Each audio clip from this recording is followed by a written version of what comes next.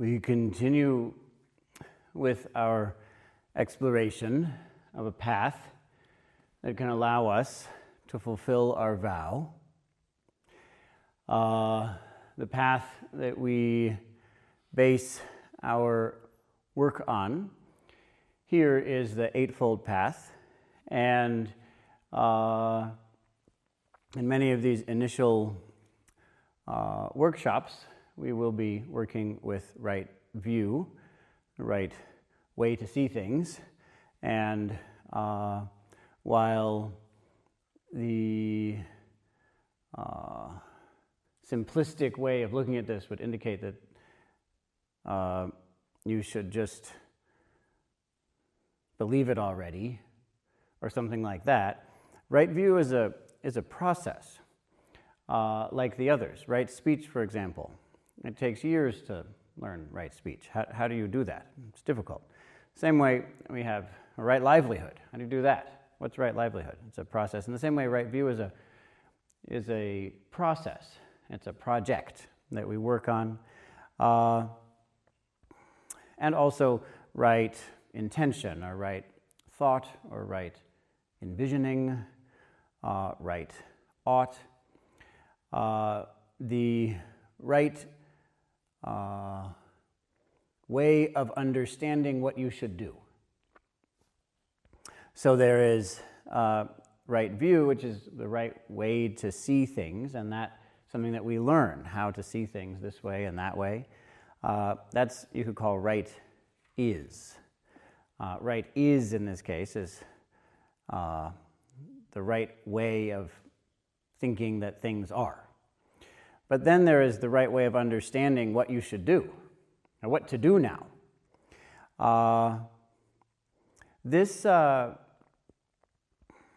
When we say right thought, it's often translated that way. It's implied that we're talking about something mental or intellectual.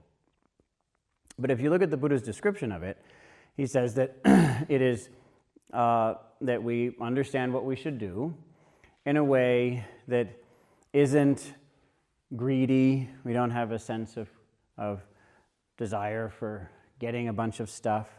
That isn't hateful. It isn't cruel.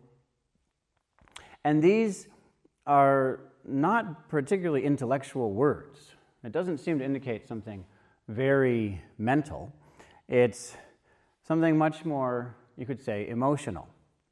And so as we work with this here, we work with emotions. And this evening we'll have a chance to do some exercises that help us with emotional processing. Because one of the things that people really want to do well when they come here is get an idea of what I should do with the rest of my life. Or at least tell me how to know what I should do with the rest of my life. That's a real desire. And this is wise. It's good that people have a desire to learn at least how to consider, what should I do with my life? What should I do? And this is the second part of the Eightfold Path. How do we understand what we should do? What we should do with our lives, what we should do with this moment. And in our exploration here, and also for the past several thousand years, of what is it that prevents people from having a skillful notion, from gaining a skillful understanding of what should I do with my life, it isn't a mere lack of information. Far more significant are emotional blockages. We are holding on to certain emotional patterns in our bodies, certain feelings about who we are, how the world is, certain convictions, feeling convictions about what our place in the world is, the sorts of things that I can or should do. And these are deeply embedded in our bodies. And a useful way to look at this is that we hold them so tightly that our minds then find ways of looking at the world in order to justify those feelings. So a past resident here named Hayden, very wise person, at one point, the way he put it very, very clearly. He said, when my body feels a certain way, my mind will search for evidence. My mind will search for a way to justify that feeling. But as he looked, he saw that the body sensations are often primary. Therefore, it's of the utmost importance that we actually deal with these emotional fixations, these holdings, which may have come from something that happened earlier today, may have come from something that happened earlier this week, may have come from something that happened earlier this lifetime, and may have come from before that. And you can explain that away however you want. It's easy to explain it away even if you're a materialist. You can still say that it's been a rough 3.5 billion years, and some of that is stored up in our bodies. We ate a bunch of things, and they ate a bunch of us. And that was tough. And so we hold that fear in our bodies, and then our minds find ways of perceiving the world such that those feelings are justified. And we're not saying that that's hard. We can do that. We can do that. The question, though, for us here is that the best way to feel and perceive in regard to our highest aspiration, in regard to fulfilling our vow? Is that the highest and best body and mind feeling, the perception of the feelings in our bodies and the perception then of our circumstance? Is that the best way to participate in the formulation of a sense of self and world with regard to fulfilling our vow? Therefore, I wrote this poem. And for now, we're going to skip ahead to the final 2 lines. This house was built to trap you in feelings. Leave and die. So this house is this monastery, or maybe you could say this building. You could also say this training. You could say this community. Why did we make it? Well, in a word, in a simple phrase, the way I put it anyway was, we made all this to trap you in feelings. That is why we did this. We put all of this work in basically to trap you in your feelings. Because it is the ways in which we have not faced our feelings that prevent us from fulfilling our vow.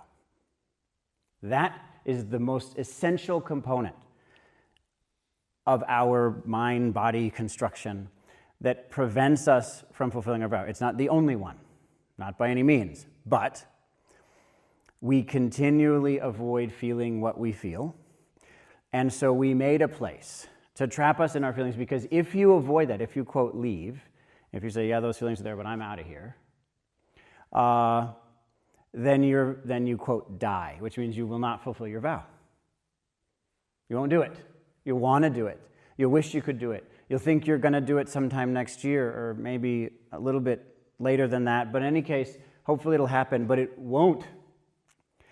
Because even though we think we are doing the right thing, we think we're behaving ethically, we think we are fulfilling our vow, what we are really doing, if we're not willing to feel our feelings, is we're avoiding feeling our feelings.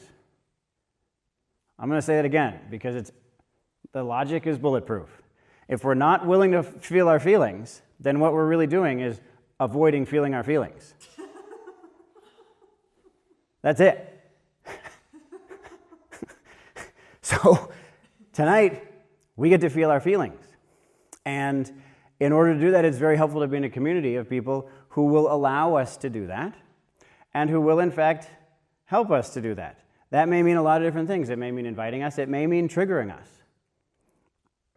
It may mean pushing us to see what is clear to often everyone but us that we are just unwilling to go through. It's of the utmost importance that we completely experience this. Doesn't mean we have to rush. I didn't say rush. Complete experience doesn't mean rushing, but it also doesn't mean hesitating. Right now, today is the day. Today is the day. You made it to the day to do this. This complete experience is allowed to happen. And it's very important that we do that because as we strive to become awakened leaders, we face the fact that at the very least, as we create whatever we're going to create, that will be created better if it isn't actually a way of us creating a world in which we don't have to feel what we feel. We will honestly think that we're making a better world and we're being virtuous and all that. But if there is emotional baggage that we're not willing to face, then also what we're doing is we're trying to set up a world so that we don't have to feel that. I want the whole world to just change so that I don't have to feel this. You change and they change and everything changes so that I don't have to feel this. And that will be mixed into what we create. It's dangerous and it's a high aspiration to think we won't do that at all. But good news, you don't have to get to the point where you don't do it at all. It's great if you do that. But any progress is good progress. Beyond that, if you don't leave and you feel these feelings, then you're willing to feel, you're willing to connect with others, you're willing to be truly open and therefore truly touched by your connections, by beauty, by inspiration. And that inspiration becomes the wisdom that guides you on your journey of leadership. So please take advantage of this opportunity. Please don't wait.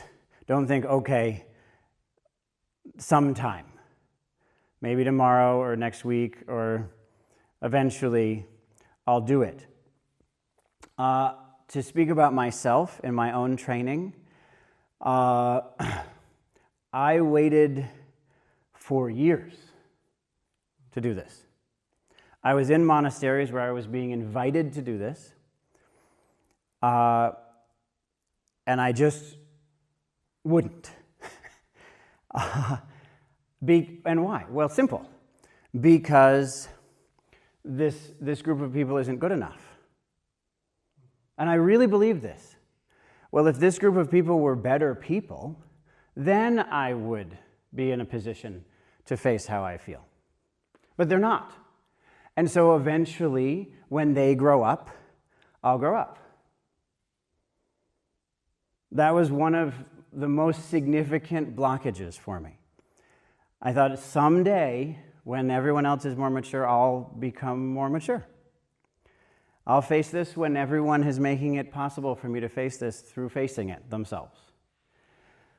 I was frustrated with my teachers. I spent 2 years, almost 2 years, being constantly angry at Harada Roshi for his failings and his inadequacies, his insensitive nature, and all these other things. If he were perfect, then I could do this. But he's not. So I can't. There it is. And it was years of avoiding him, of constant bickering with him in my mind, of frustration. I was mad at the system I was in. Zen isn't good enough. Why isn't it good enough? It has all these problems. It shouldn't have those problems. They've had thousands of years to work on this. It should be perfect by now. I should be able to come into a system without flaws, and then I would be able to train if they had done that, but they didn't. And so I can't. And so here we are. It's a standoff. And most significant, the sense I'm not good enough. When I'm a better person, then I will face this. When I'm ready for this, then I will face this. When I'm in a position to face this, I will face this. When I'm perfect, then I'll do the work needed to improve.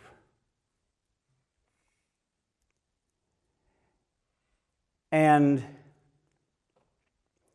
all I can say is I waited for all that to change until I didn't. I don't know what else to say than that. One day, I was just done with that. I was finished. It just ended one day. It all collapsed in a day. And none of that made sense to me anymore. And I'd invite you to do that today. Because it wasn't that on that day everyone became perfect. It wasn't that on that day the teacher became perfect. It wasn't that on that day the system became perfect. And it was not on that day that I became perfect. All of that was imperfect and imperfect. So that day happened. Before that day, it was all imperfect. After that day, it was all imperfect. That is it. So I invite you to make that day today. Don't wait for tomorrow. It can be today, and that's an invitation that I hope you rejoice at, because it's worthy of rejoicing. How often are we invited to do this? I mean, really, I've been in most situations in my life, in school, in jobs, in many relationships. That is not the invitation. On the contrary, it's prohibited. You may not feel what you feel. Get to work. You may not feel what you feel. Be who I want you to be. So this is an incredible opportunity. And the last thing I'll say about that is to wait is to disempower yourself. To say you can't do it today is just making it so that you can't do it today. Don't disempower yourself like that. There's no need. You can do it today.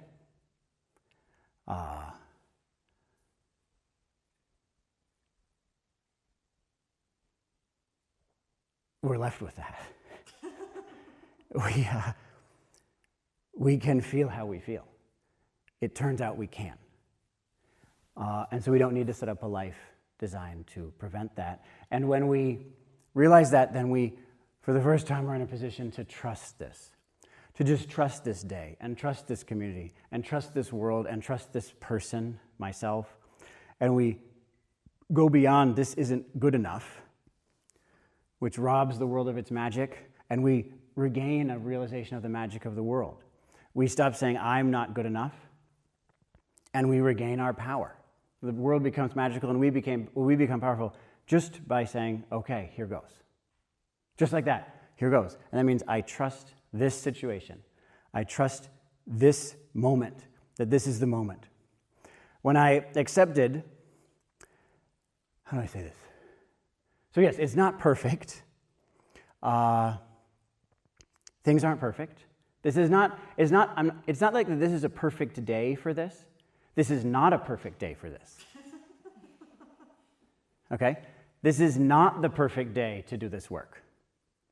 And all I can tell you is that once I accepted, it will never be the right day. It was immediately the right day. Once I realized I will never be good enough. It will never be good enough. You will never be good enough. Suddenly, I was good enough, and it was good enough, and you were good enough. It's like there was this just giving up on the idea that once I get things to be a certain way, I can finally do this. And then with that came the way it is exactly the opportunity. And it's magic. So please rejoice in this. This is This is your chance to do what you came to do. As Daniel said, please use this chance to stay with your why and to stay with your what? I don't know. To stay with your experience. Stay with your experience and stay with your aspiration. Do it today. It's very tempting, and it makes sense to us. We argue it out. It's very tempting to think, oh, but wait, I could do it tomorrow. Don't wait. Do it today.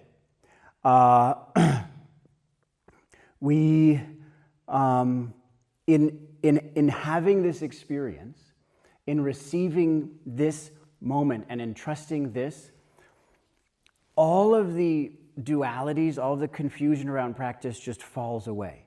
So oftentimes we distinguish between action and stillness, action and meditation. I want to serve the world, I'm going to meditate. But if we say, this here now, this is it, and not that I'm going to go to a different situation, this here now, this is the work, then that distinction completely dies. And we see, well, this meditation allows the emotional clearing that will make action possible. So there's no conflict.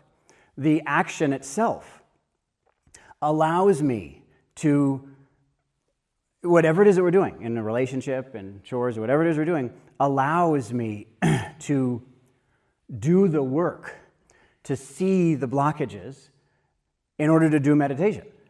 And this is actually the traditional view, that it isn't, the way we talk about, I'm going to meditate so that I can be more effective in the world.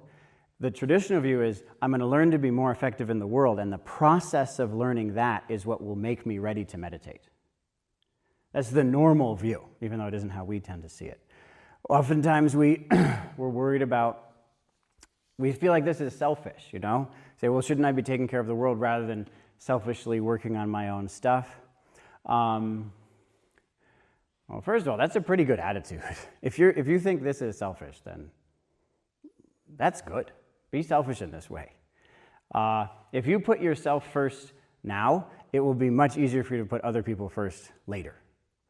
This is your chance. Eventually, you're going to be leaders and teachers who have to not emphasize going through your own emotional baggage and start emphasizing going through other people's. And to get to that, but see, it's tricky because you don't want to get to the point where you actually want to go through theirs so that you can avoid yours. And the way you do it is that you go through this enough that you honestly would prefer. When a terrible thing comes up in you that you hate, immediately you kind of start to get excited. You know, oh yeah, the worse this is, the better it's going to be. And you start seeing that the thing that is threatened there is your sense of self. If we feel threatened, our sense of self is threatened. But we realize, but we gradually realize, oh, but my sense of self is suffering, is the issue in my life. So here it is. The source of suffering in my life is threatened. Let's go. And then you act, and then you start realizing, oh, well, now I have to help other people to do that, even though I would rather sit in a cave and do it because there's this unlimited supply of garbage in your heart. And you can just keep going. And you realize that. You realize I said it would not be perfect. It won't be. It's not like, oh, but wait, then I'll something. No. You're going to still have an unlimited supply of garbage. And you would love to just sit in a cave and work through all that garbage forever, but you realize, no, now it's time to be compassionate and to, trigger other people and help them to go through their stuff. So as we do that, we see the world, we come into the world, we leave the cave and we come into the world, and the world itself allows us to grieve our own behavior because we see our participation in this. So there it is. The world is grieving ourselves. We grieve ourselves, and we see this unlimited supply of evil. There's an infinite quantity in our own hearts. There's an infinite quantity in the world. That's the same amount. So that's personal grieving. It's the same as the grieving of the world. I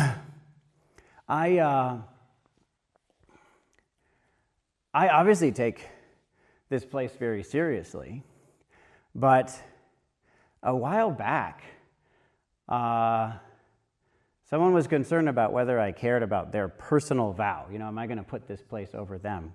And I heard myself say, if it ever comes to the point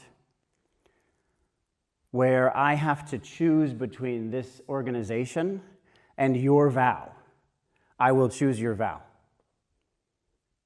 and let this whole thing die. I just say I was surprised I said it. I was not expecting to say that. And I heard it.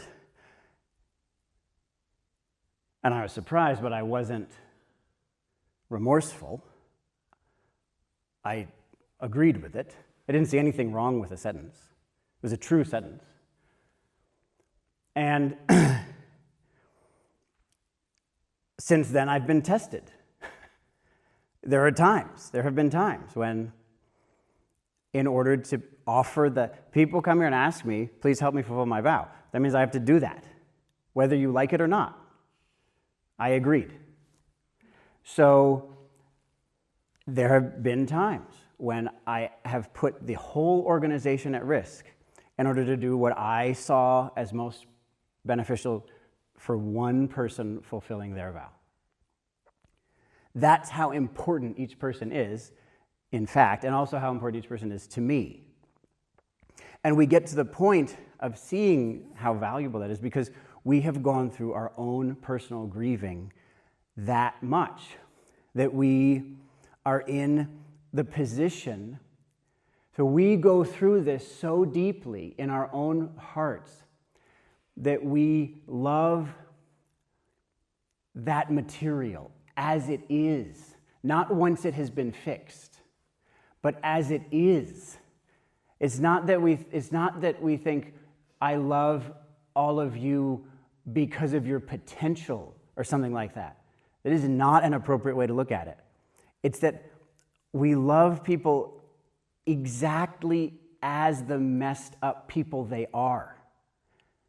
Really, it isn't like a trick or something. And you get to that point because you have seen your own emotional baggage so deeply and you've learned how to love yourself, love that exactly as it is. Not because of something, but as it is. You're fully loved and accepted in the moment. So it isn't just that you have, say, hatred and you come to accept that hatred. It's that you also have accepted the hatred of the hatred. So the self who hates yourself is also accepted, along with the hateful self and the hated self. And all of it is completely received and embraced. And we've done that so fully that when with someone else, even if they hate us, if they hate themselves, the whole thing is happening. And in that moment of real, not pretend, real emotional stuff, right there, you can't help but have a complete love for everybody in the situation. Right in the moment. And it's important that we get to that point as awakened leaders that we can really do that. And one way to look at it is that you have that experience in yourself. It's not, I love how I'm doing because it's a certain way. It's whatever it is. And so that whatever it is has to be a real whatever it is.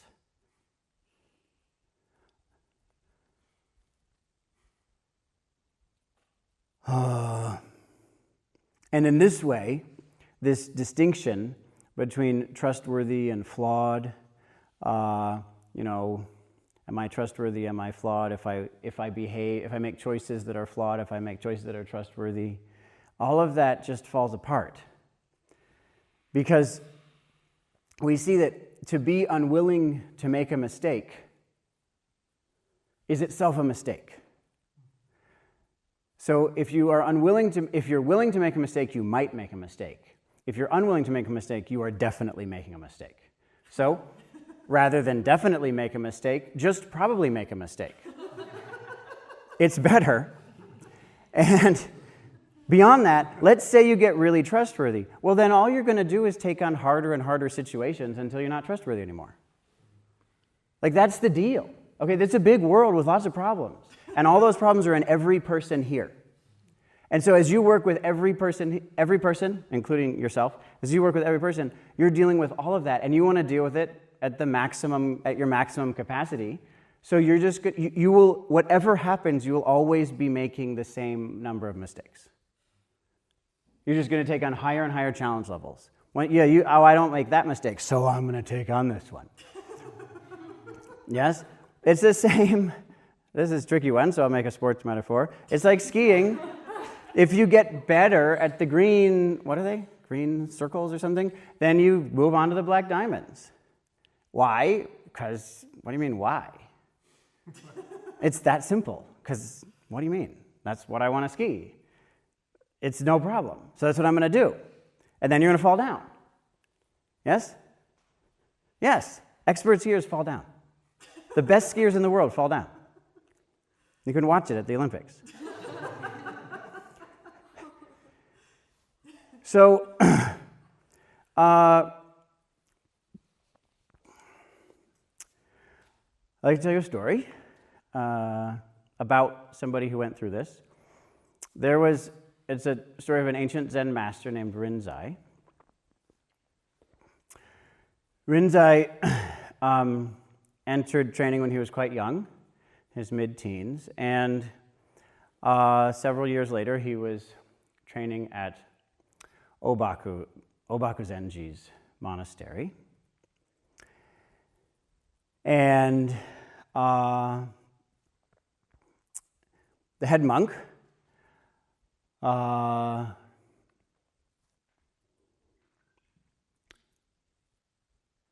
him one day as he was working, as he was doing chores, and asked him if he had talked to Master Obaku yet about his practice.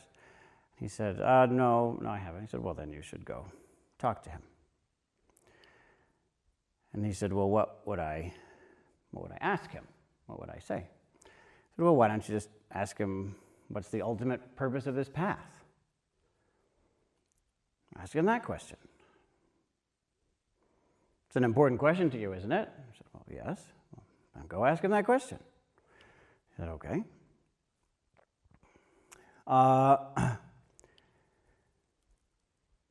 And so he was a person of great capacity, you could say.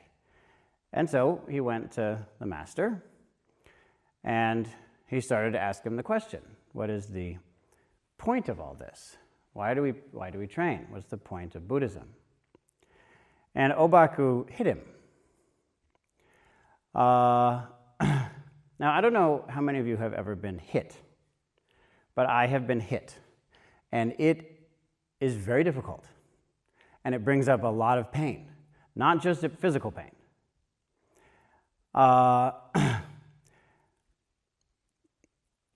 Very difficult and overwhelming. And so Rinzai left. He didn't know how to think about that, and so he left, and he went back into the training schedule, and the head monk saw him again and asked him if he had gone and asked the master about the ultimate purpose of the path. And he said, yeah, I asked him. And I said, well, what did he tell you? He said, he just hit me.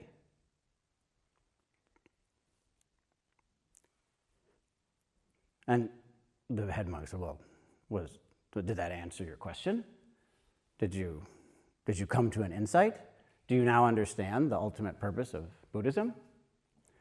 I said, well, no, of course not. I don't understand anything. I said, well, then you should ask him again. You can't just give up. You have to go ask him again. I said, oh, okay. And he was a person of great integrity. If there's anything that got Rinzai to continue on in the path, it was his own integrity. And so he went back to Obaku, and he asked the same question, and he was hit again. And he left again. And the head monk saw him again and asked him again, did you get the answer that you came to this monastery to receive? Did you fulfill your highest aspiration? He said, no, I don't, not at all. Well, then you have to go ask him again. It's your training. You have to get what you came for. I said, okay. So he went again. He asked a third time. And the master hit him again. The master just wouldn't move on this one. He would not move. And Rinzai gave up.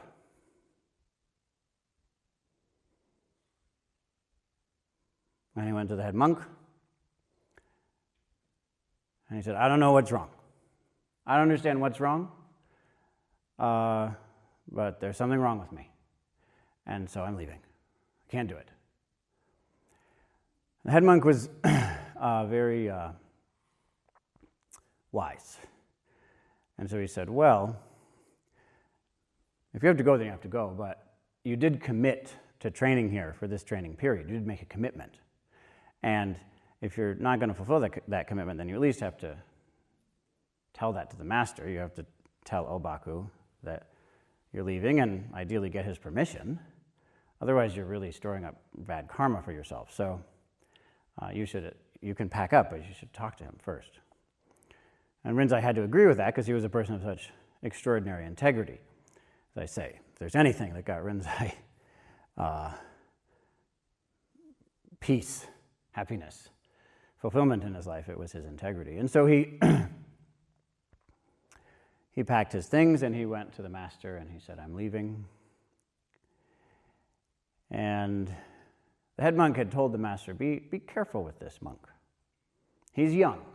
He's just a youngster, not very experienced, but he has the potential to grow into a great tree that can give shelter to the people of the world.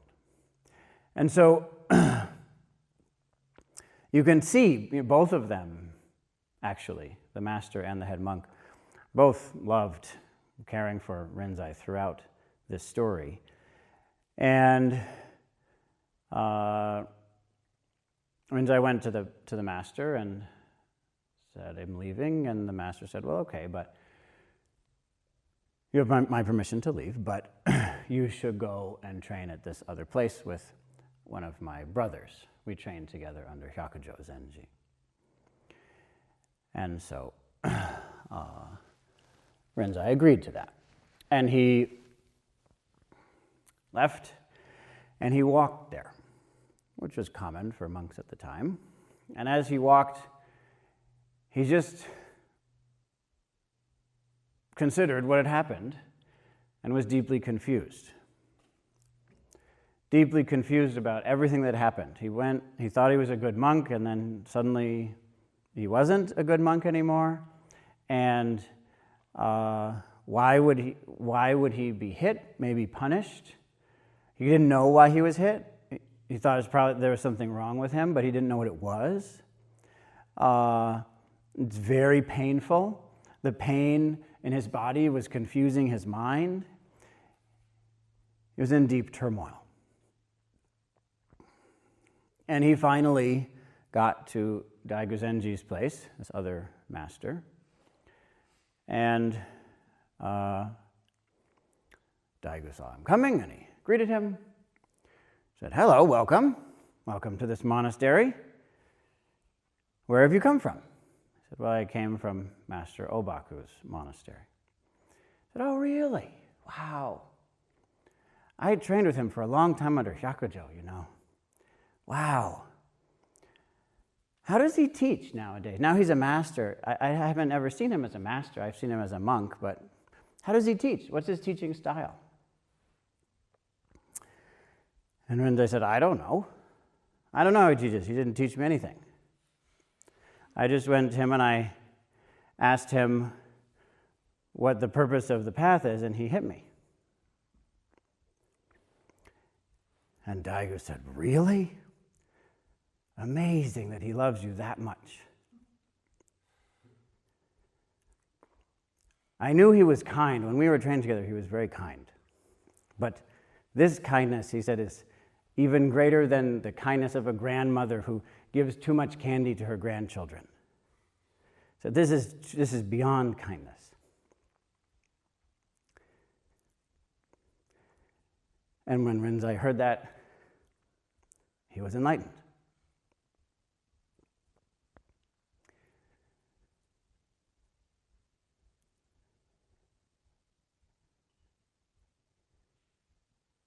He had gone through all that time, not sure what was wrong with him. Not sure what was wrong with him. His whole walk, his whole time, trying to talk to Obaku, always wondering, what's wrong with me?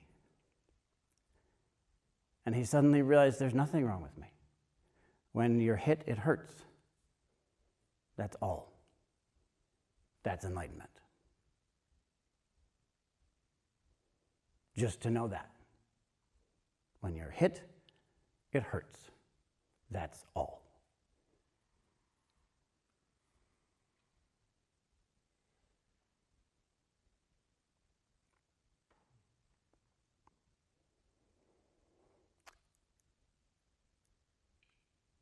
That's it. And he leapt up and he danced around, laughing with such happiness. A happiness that lasted for the rest of his life. And you could say beyond. A true happiness. Realizing when I'm hit, it hurts. When the Buddha is hit, it hurts. That's it. I am the Buddha.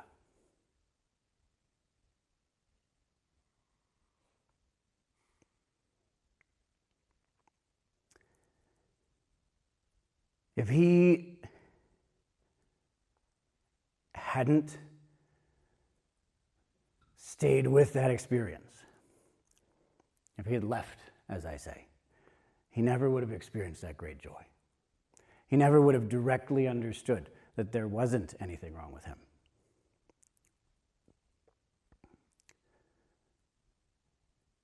He never would have seen that the Master answered his question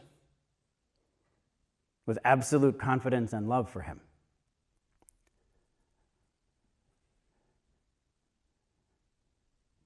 But he didn't leave. His integrity held him there. And he stayed with it and stayed with it to totally experience it. To see that he is not his feelings. These feelings, these views, they come and they go, they're impermanent, and they're not myself. This is our chance to process, to clear our emotions. It's a long journey ahead. There's a lot of work to do. This is our chance to some extent, come to the point when the fixed emotional blockages are no longer subtly directing and steering our choices. And instead come to the point when those very same emotions are a source of wisdom, compassion, love, connection, truth. So please do not wait for this. Today is the day. At a moment like this, playing it safe is not safe.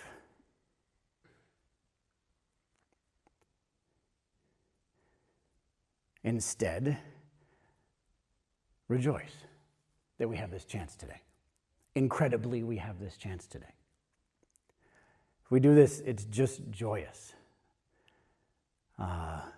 Someone I'm working with now who recently said, I don't understand it. I haven't been practicing for very long, but I was just miserable a few weeks ago, and now every day is filled with joy. Is it possible that the practice could be this simple? What am I doing wrong? It can be that simple. It can be that simple. We right now receive this right now, trusting. I don't need to play it safe. I can feel this. And we allow ourselves to feel it and to naturally let the blockages drop away. So I very much appreciate your willingness, your openness, your interest, your enthusiasm for being here, doing this practice. It's deeply inspiring to me. I respect you and love you very much, and I have great gratitude for the life, the love, the offerings that you will bring into the world.